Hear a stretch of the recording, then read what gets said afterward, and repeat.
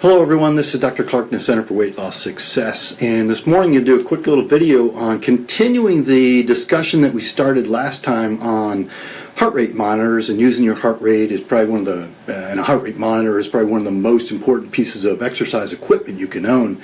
And often people use the heart rate monitor to kind of gauge their how they're doing in their exercise routine, and they're often taught to utilize the quote fat burning zone, and that you should exercise in the fat burning zone to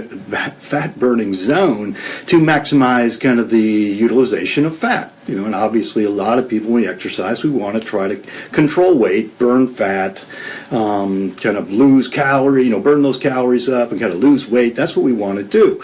So there's also been thought there that you should exercise in your fat burning zone. The fat burning zone generally is thought to be, and it is, kind of that where you would burn the highest percentage of fat as your energy source during your exercise. Okay, that's the thought there. And so it usually is at about 60 to 70% of your maximum heart rate. We talked last time about maximum heart rate, 220 minus your age. So if you're 40 years old, 220 minus your age, then your maximum heart rate's around 180. And that's a good estimate. So if then we're taking 60 to 70% of that, we're talking about somewhere between 108 to 126. Okay, somewhere in that zone. And in theory, that's your fat burning zone. Okay, so what you do there in that zone, the highest percentage of calories burned are actually coming from fat. Okay, the problem there is that you're not actually burning very many calories. So yes, most of the calories that you are burning are coming from fat.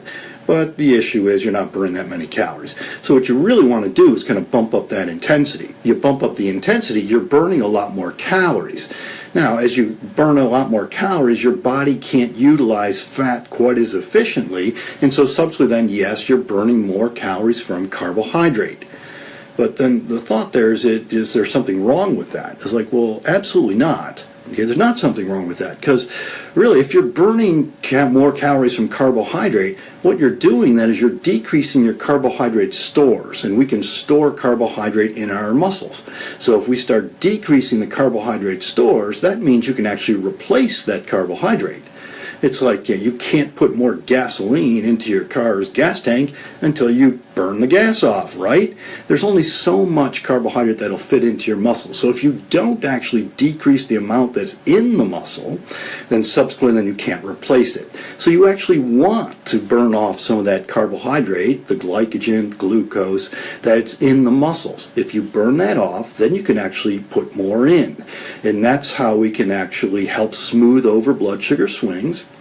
And subsequently then you actually get a little more leeway on your carbohydrate. We talked about carbohydrate sensitivity a couple weeks ago.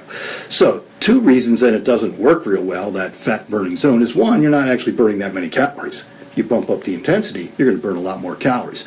Number two, you want to utilize some of the carbohydrate stores because you want to actually be able to replace those carbohydrate stores. So, kind of when you're exercising, use your heart rate monitor and bump that heart rate up into higher than that fat burning zone. Now, if you're just starting out in exercise, you can't just jump right into that. But if you've been in exercise for a while, as your fitness level improves, that's where you want to really go up into that higher heart rate zone. That's the high intensity interval training.